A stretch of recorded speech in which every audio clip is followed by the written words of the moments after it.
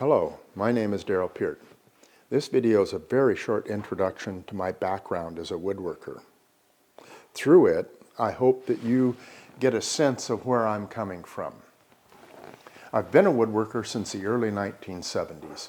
In the beginning, I was armed with nothing more than a burning desire to learn and create, coupled with a complete lack of knowledge. Some of my early stuff clearly qualifies as hideous, at least it does in my mind.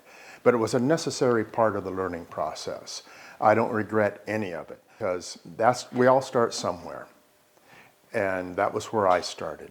We don't start at the top. For many years, while still doing my own thing early in the morning, my own woodworking business, I got a day job working at various high-end custom shops. Mostly making a lot of stuff for the corporate world. My specialty was conference tables. I made a zillion conference tables. Conference tables was my ticket to get in to the next place. I bounced around a lot and I would say, okay, I know this place over here is doing something I want to learn. So I would go bug them until I got a job. And I'd show them pictures of my conference tables I'd made. I'd get hired, and as soon as I got in there, I'd try to distance myself from the conference tables as fast as I could and get on to other stuff. This bouncing around in a lot of different shops was good.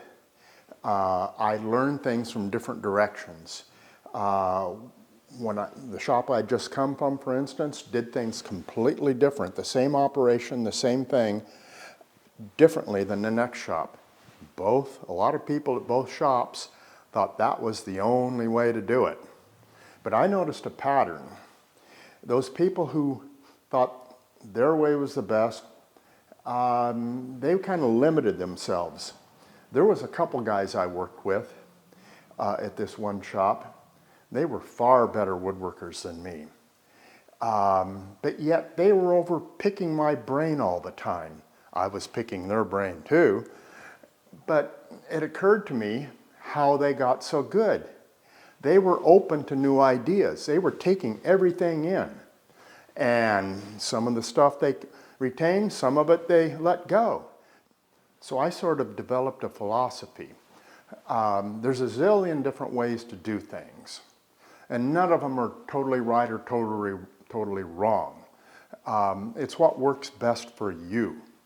And if you're open to all those new ways to do things, different ways to do things, you will learn a lot more, progress a lot more.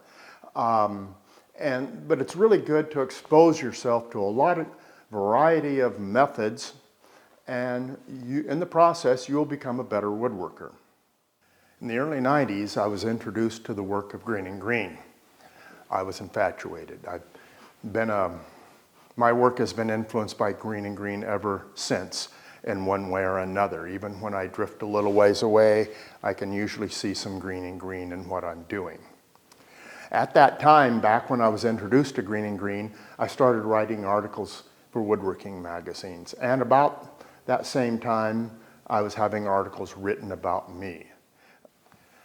In my videos, you'll see a reliance on machinery and CNC work.